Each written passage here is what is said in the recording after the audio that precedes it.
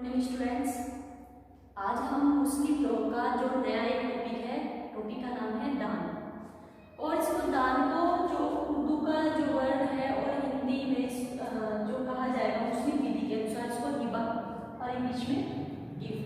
कभी कभी क्वेश्चन हिबा के तरीके से हिबा क्या है और हिबा के क्या प्रकार है, कितनी क्या उसके आवश्यकता तो है। अगर इस तरीके से क्वेश्चन आता है तो आपको ये ध्यान रखना है कि हिबा का मतलब दान, कि वो दान के बारे में बात कर रहे हैं। तो सर्वप्रथम इससे बारे में हम जो बात कर रहे हैं दान के बारे में, तो दान के बारे में किसने क्या क्या अपनी अपनी परिभाषाएं, अपने अपने बात, अपने अपने शब्दों में क्या क्या कहा है। तो सर्वप्रथम डी.एस. मुल्ला, ये ध्यान रखिएगा, जो डी.एस. मुल्ला जो है इनका बहुत बड़ा योगदान है हमारे मुस्लिम लोग को डिफाइन करने में। हर एक की परिभाषा उन्होंने बहुत अच्छे से दी है।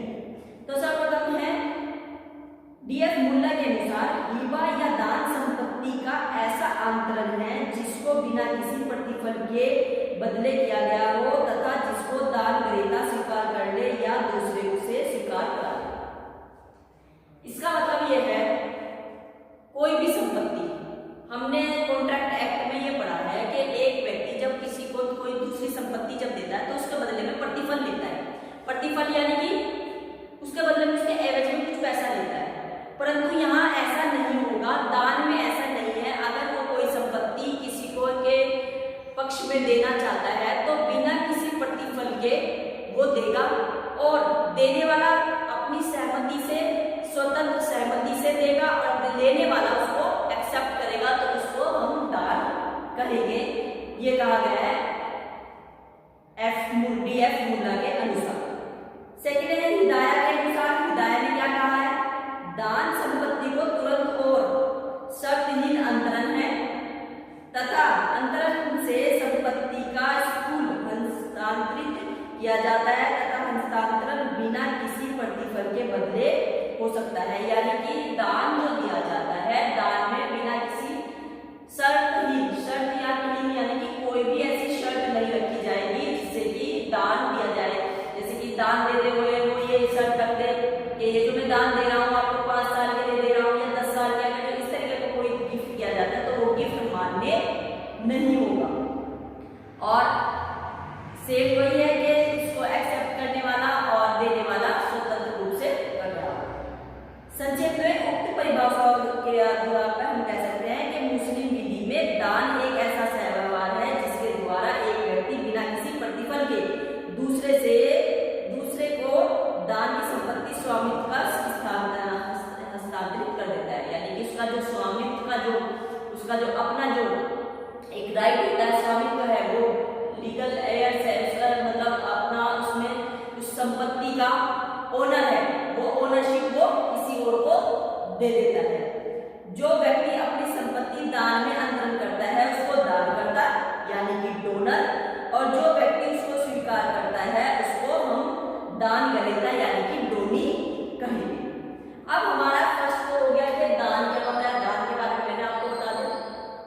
सेकेंड है दान के लिए आवश्यक तत्व क्या है, कब कौन कौन से ऐसे तत्व होंगे, कौन कौन सी ऐसी बातें होंगी जिसके आधार पर जो दान जो है वो कंप्लीट माना जाएगा।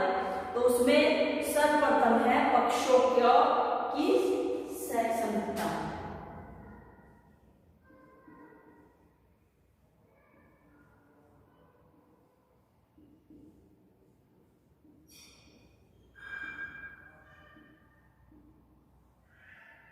पक्षों की सहसंमति का मतलब है कि दोनों जो पक्ष होंगे सक्षम होंगे।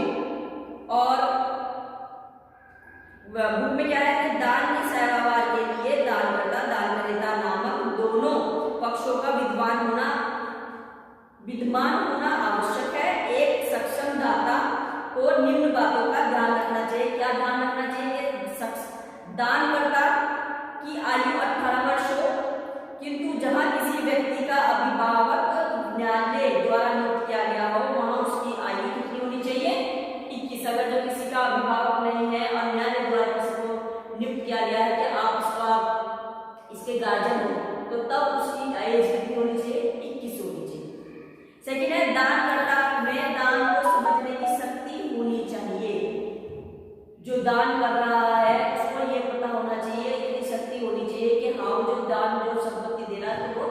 दान में दे रहा है, उसे दान स्वतंत्र इच्छा से होनी चाहिए। जो वो दान दे रहा है वो स्वतंत्र इच्छा से होनी चाहिए। लास्ट है इसका, उसका हस्तांतरण विषय वस्तु को स्वामित्व होना चाहिए। यानी कि जिस संपत्ति के बारे में बात हो रही है, जिस संपत्ति को वो देना चाह रहा है, उसका वो खुद ओनर होना चाहिए। ये नहीं कि कोई संपत्ति उसको ओनरशिप वो है भी नहीं, उसको ओनरशिप मिली भी नहीं है और उससे पहले वो कह देता है कि ये जो है संपत्ति मैं आपको दान कर दूंगा, ऐसे नहीं, वो पहले उसका संपत्ति का ओनर होना चाहिए। यद्यपि एक सक्षम दान ग्रहीता होने के लिए धर्म या निष्ठा, लिंग या आयु कोई बाधा नहीं लगती, तो कोई भी दान ग्रहीता के लिए आवश्यक है कि वह दान किए जाते समय अस्तित्व में हो। यानी कि दान जो होगा किसी भी मेल फीमेल, किसी भी धर्म के व्यक्ति को, किसी भी व्यक्ति को, किसी भी आयु के बच्चे को भी, छोटे बच्चे को भी दान किया जा सकता है, बस सिर्फ और सिर्फ उसको जिस बच्चे के जिसके अस्तित्व में, जिसको ये दान किया जा रहा है वो उस टाइम अस्तित्व में होना चाहिए। किसी अजन्मे बच्चे को दिया गया दान अमान्य होता है। अगर कोई बच्चा अजन्मा है, जो बच्चा जिसका जन्म नहीं हुआ है, उसको अगर जो दान किया गया वो दान मान्य नहीं होगा। किंतु यदि दान के अगर ऐसा है, जब वो बच्चा जिस बच्चे के पक्ष में दान किया गया है, अगर वो बच्चा दान करने के 6 महीने के बाद जीवित पैदा हो जाता है, तो तब वो दान, वो जो गिफ्ट होगा वो मान्य हो जाएगा। और इसमें ये लिखा है गैर मुस्लिम व्यक्ति को भी सक्षम दान मिल दिया जा सकता है। ऐसा नहीं है कि कोई ये नहीं कहेगा कि मुस्लिम कोई कर सकता है, वो अदर किसी को भी कर सकता है। सेकंड है दान की विषय वस्तु क्या होगी, तो दान की गई वस्तु का अस्तित्व में होना आवश्यक है। यानी कि जो संपत्ति वो जो देगा वो संपत्ति उसके अस्तित्व में होनी चाहिए। ये नहीं कि कोई भविष्य की कोई संपत्ति होगी और उसके बाद उसके कहना तब। और दान जो संपत्ति वो जो दे रहा है उस पर उसका अपना कब्जा होना चाहिए, अपना वास्तविक कब्जा होना चाहिए। सेकंड है विषय वस्तु की मात्रा है सामान्यतः दानकर्ता की अपनी संपत्ति को दान करने की शक्ति अपरिमित और अनियंत्रित होती है, किंतु फिर भी यह अनियंत्रित होना निम्नलिखित प्रतिबंधों के अधीन है। मृत्यु रोग में कोई मुस्लिम अपनी संपत्ति का 1/3 भाग से अधिक दान नहीं कर सकता। वैसे तो यह है मुस्लिम लोग में कि कोई भी जब अपने दान करेगा कोई संपत्ति तो वो दान कर सकता है, परंतु उसमें उन्होंने कुछ नियम शर्तें भी लगा दी है, कुछ प्रतिबंध भी लगा दिया है। तो प्रतिबंध क्या है कि अगर कोई व्यक्ति ऐसी किसी रोग से ग्रसित है जिसमें उसको मानने की उसकी मृत्यु निश्चित है, तो तब वो अपनी संपत्ति, जिस संपत्ति को वो दान करना चाहता है उसका 1/3 भाग दान कर सकता है। और मृत्यु रोग के समय दान किसी वारिस के पक्ष में नहीं किया जा सकता। ये भी ध्यान रखिएगा कि मृत्यु रोग के टाइम की जब बात है तो इस तरीके का जो दान कर रहा है तो वो दान अपने जो वारिस है उनके पक्ष में नहीं दिया जाएगा।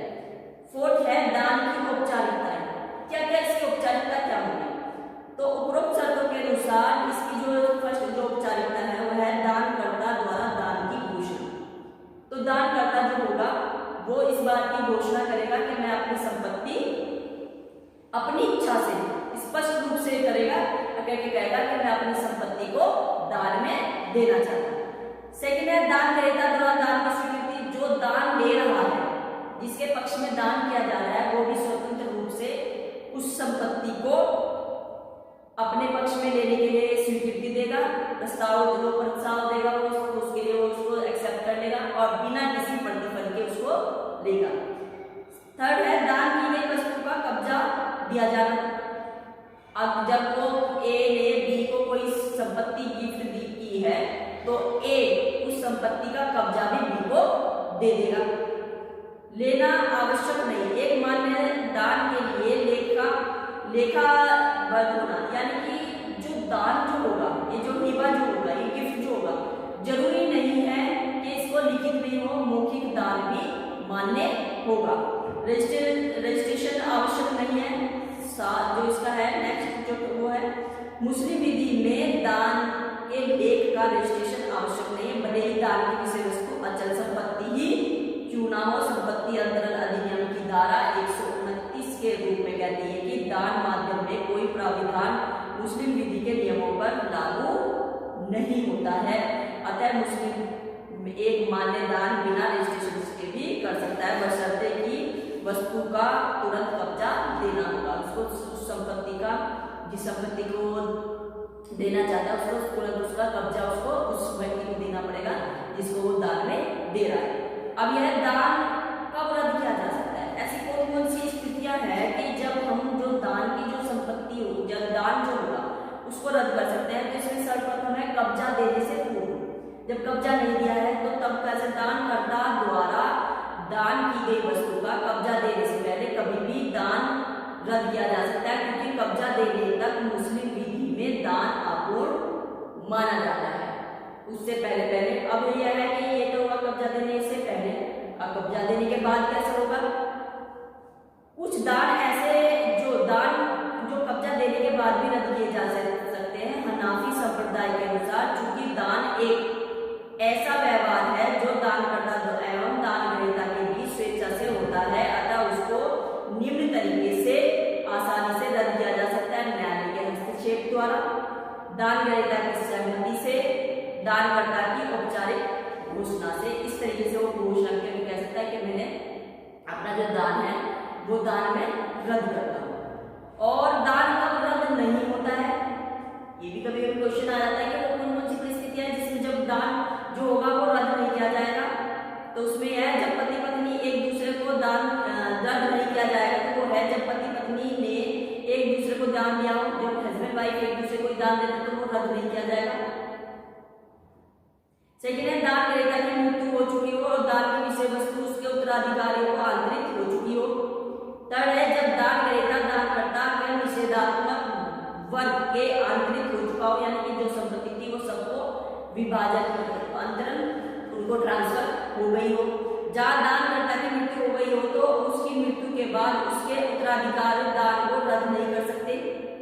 जो उसके जो उत्तराधिकार होंगे वो उसको दान को उसकी मृत्यु के बाद रद्द नहीं कर सकते। जहाँ दान की विषय वस्तु बिक्री के कारण दानग्रहीता के कब्जे से निकल गई हो, खोई गई या नष्ट हो गई हो, किसी भी कारण से दान की वस्तु का मूल्य वृद्धि हो गई हो या ऐसी वृद्धि में उस वस्तु से अलग किया जाना संभव हो, दान की संपत्ति के स्वरूप में इतना परिवर्तन हो गया हो कि उसे पहचानना मुमकिन हो जाए, चाहे गेहूं के दोनों दानों का आटा बना दिया जाए या जब दान सदका हो, जब कर्जदार उसके दायित्व से मुक्त कर दिया गया हो, जब दान किसी एवज में मिला हो, ऐसे मेहर एवज में।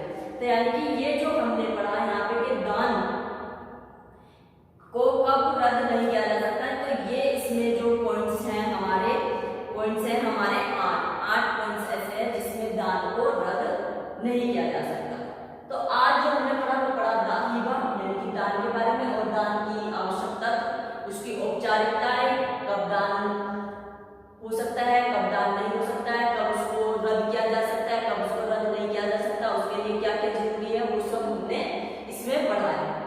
नेक्स्ट जो हमारी क्लास में होगी उसमें हम ये पढ़ेंगे कि दान के लिए दान के प्रकार कितने हैं, दान कितने प्रकार के होते हैं, किस तरीके से दान दिया जा सकता है, वो हम अपनी नेक्स्ट वीडियो में कवर करेंगे। आज के लिए इतना ही। आपको हमारी वीडियो कैसे लगी आप हमें मैसेज करके बता सकते हैं। आप हमारी वीडियो